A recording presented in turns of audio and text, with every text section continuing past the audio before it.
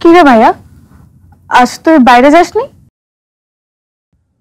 তোর training class শেষ হয়েছে 3 ঘন্টা হলো, এতক্ষণ কোথায় ছিলি? তোর কণ্ঠ শুনেই বোঝা যাচ্ছে যে তুই এতক্ষণে জেনে গেছিস আমি কোথায় গিয়েছিলাম। কেন গিয়েছিলি পারমিতার কাছে? তোর কষ্ট আমি সহ্য করতে পারছি না তাই। আর তাছাড়া ওই মেয়েটা তোকে ঠকিয়েছে, এটা শোনার পর থেকেই তোর কষ্ট তো আমারও কষ্ট ভাইয়া।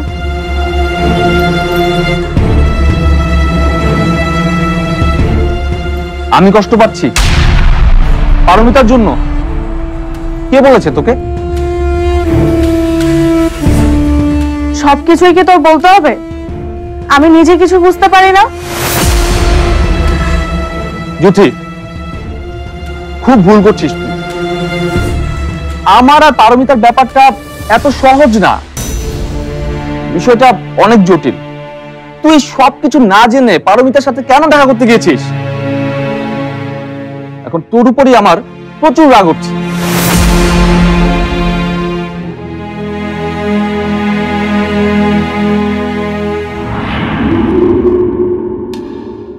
আমি যা করেছি একদম ঠিক করেছি।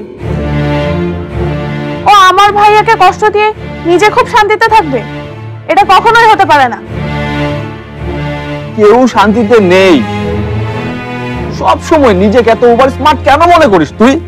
আমাকে কেউ এমন কষ্ট দিলে তুইও তো এমনটাই করতি, বল করতি না?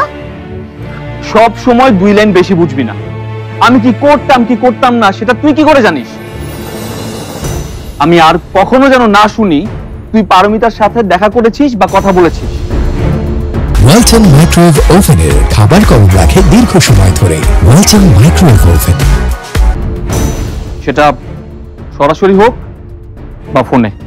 পারমিতা তোকে ঠকিয়েছে, আমাকেও অপমান করেছে।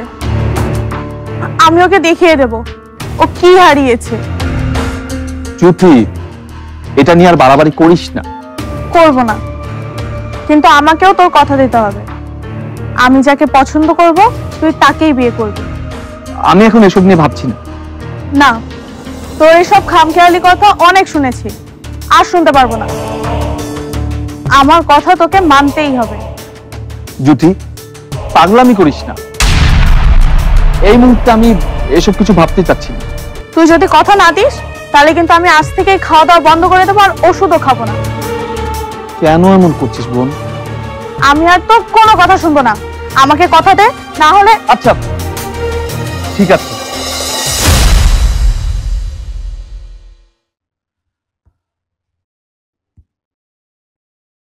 ঠিক আছে, আমি তোকে কথা দিচ্ছি তুই যাকে পছন্দ করবি আমি তাকেই বিয়ে করব। কিন্তু আমাকেও তোর কথা দিতে হবে যে তুই আর কোনোদিন পারমিতার সাথে দেখা করতে যাবি না, ঠিক আছে?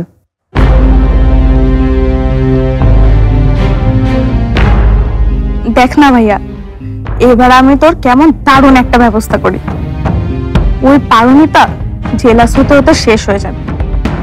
ভাববে কেন আমি সৌরভকে ঠকাতে গিয়েছিলাম, কেন